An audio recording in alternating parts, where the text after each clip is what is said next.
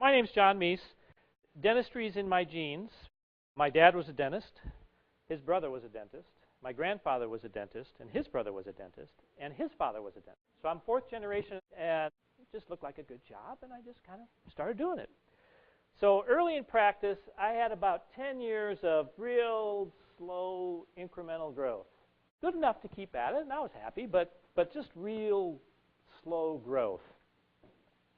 And then I developed some chest pain, and I was starting to feel kind of fatigued, and it was getting worse, and so I eventually went to the doctor, and he sent me to another doctor, who sent me to another doctor, who sent me to a transplant center because I had developed cardiomyopathy.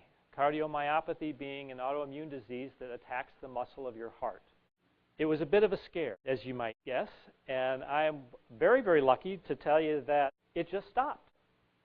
No apparent reason, stopped, and I've had 21 years now of no symptoms and no problem. But it scared the crap out of me because I wasn't in a financial position to not be able to work. And so because I got scared, I decided to get serious. I was going to figure out how I could go to my practice, make a good living, become financially secure as quickly as possible, and I got serious about it. But the problem was, I got serious, but I was using the wrong structure. And so I got a ton of Con Ed. Okay? A ton of Con Ed. So I end up with a bunch of letters behind my name. Became the president of my local dental society, then the president of the state AGD. So I got all these letters behind my name, but guess what was happening in my practice? Nothing. 8 years. Level or going down. Profitability definitely going down, but our collections was staying level. 8 years.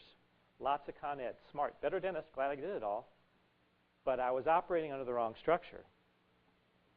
So I had a eureka moment. I was getting a tape set from a consulting firm, and they were having this meeting, and you had to do X, Y, Z to apply. I did the application. I went to the meeting. And the meeting was basically this consulting guy getting up with his biggest clients and just kind of interviewing them. Really interesting. I learned a lot. Met some really nice people. So after the first day of this meeting, a bunch of the people in the room and I decided to have dinner. We went to the restaurant. It was down in Scottsdale, beautiful, huge resort, a nice desert night. And so there wasn't enough room for 20 people at a table. So they put together a little banquet room for us, which took them about an hour and a half to put together because they were busy. So we sat around this fire pit outside Scottsdale, and we started talking about dentistry. And one guy would say, I'm having a problem with X, Y, Z. And somebody else would say, I had a problem with that, and I did this, and it made it worse. And then somebody else said, I had a problem with that, and I did this, and made it better. And during that hour and a half sitting around the fire pit, I learned more than I did in the 2 days of the meeting. So I had a eureka moment because I learned from these guys that I was operating under the wrong structure, and I wasn't thinking about my practice in a business sort of way. So I decided to invite some of these people to form a mastermind group. Pretty soon we had a group of 10, met every month on the phone for 2 hours. We walked through every practice issue that you can talk about and learned a tremendous amount. People found out about this, they wanted in, right? So you got people calling me from all over North America, you know, they want in, they want in, they want in. So I let some more in.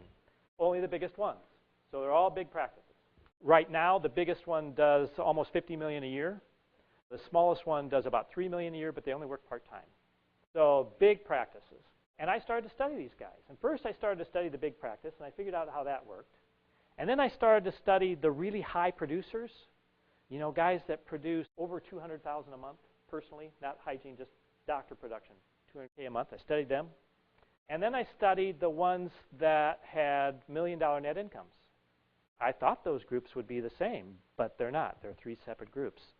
And I came up with 11 principles. It's called the productive practice mindset. It's 11 principles that these practices were doing differently than what I was doing and what I had learned at all those courses. So I started operating in a new structure from what I learned from them. And operating in that new structure, my practice tripled in about 4 years.